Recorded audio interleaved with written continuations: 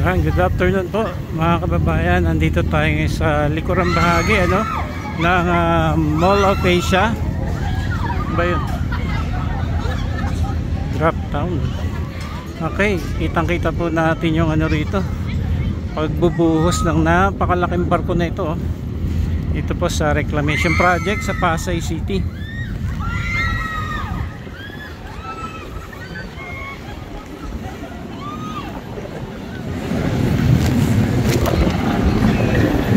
Oh, laki nito.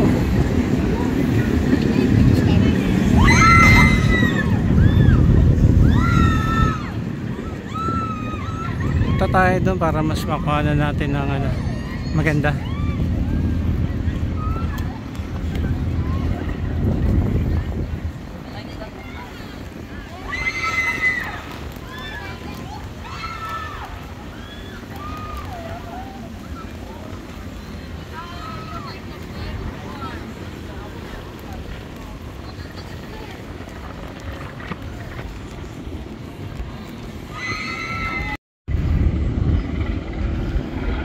May Chinese name nakalagay po dyan, Hengda number 17. Napaliwanagin natin ito. Okay.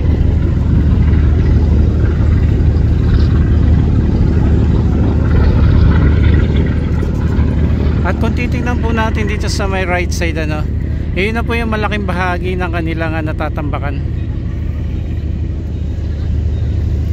Ito yung tinatawag na Island A.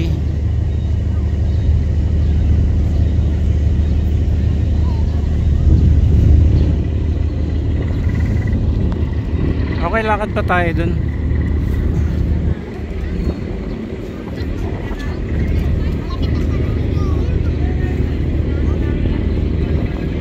Patapos na yata sila magbuhos.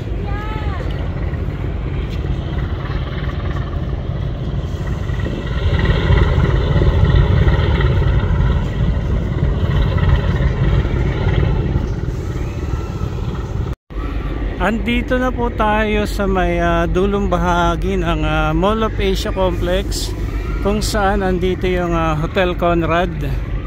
Ayan tapos andito rin yung Microtel. Eto na po yung pinaka I think dulo na ito Island Sea. Yung kanilang tinatambakan ngayon.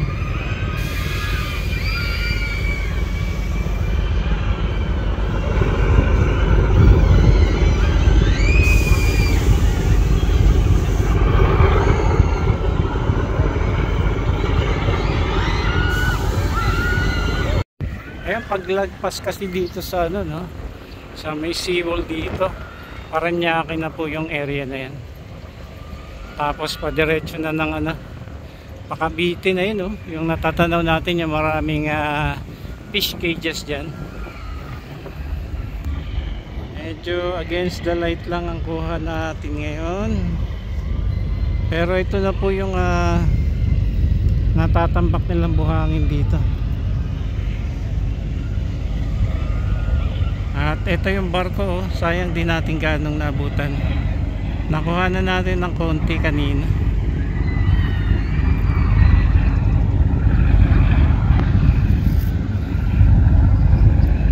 Napakalawak na po ng kanilang natatambakan especially doon sa Island A.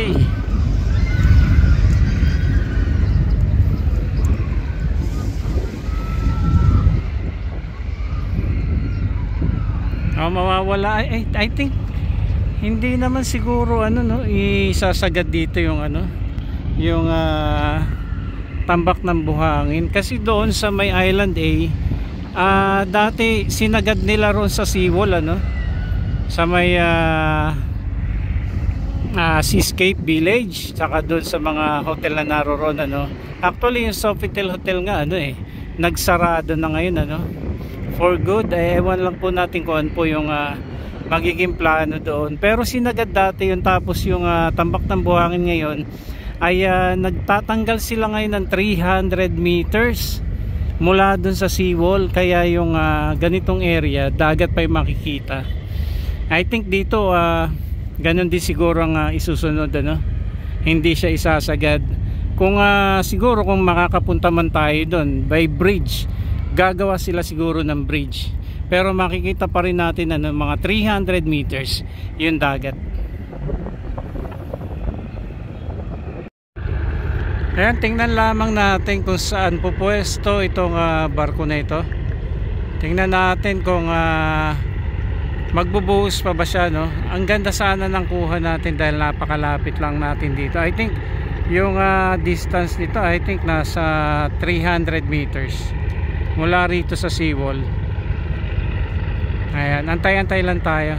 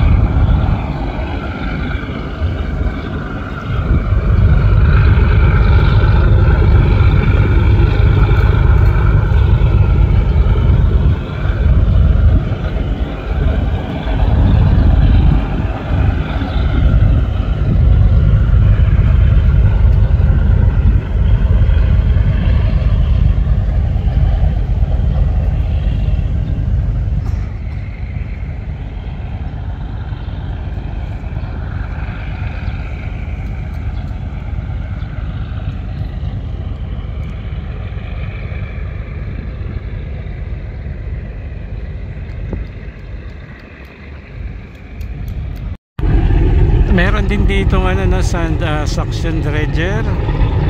Mihigop naman ito ng mga buhangin. May mga tubo yan, tapos mihigop ng buhangin dyan sa ilalim. Andito lamang din yung malaking barko na ito.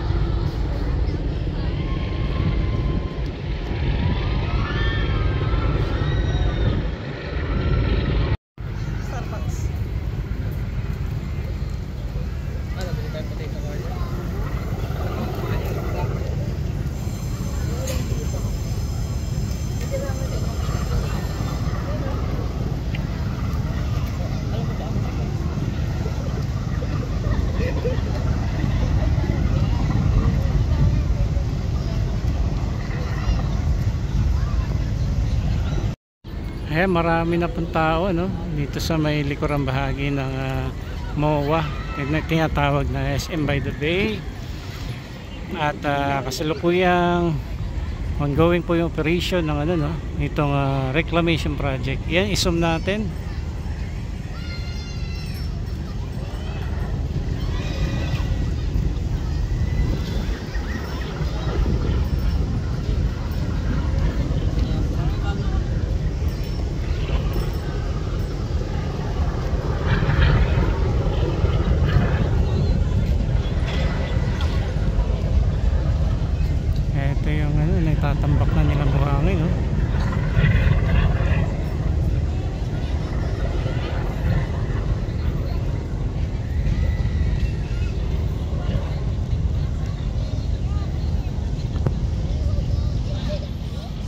Tapos dito pa sa may ano.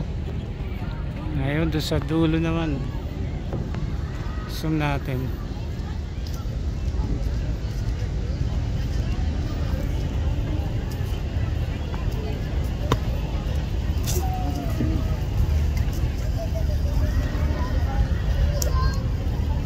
Lawak na po.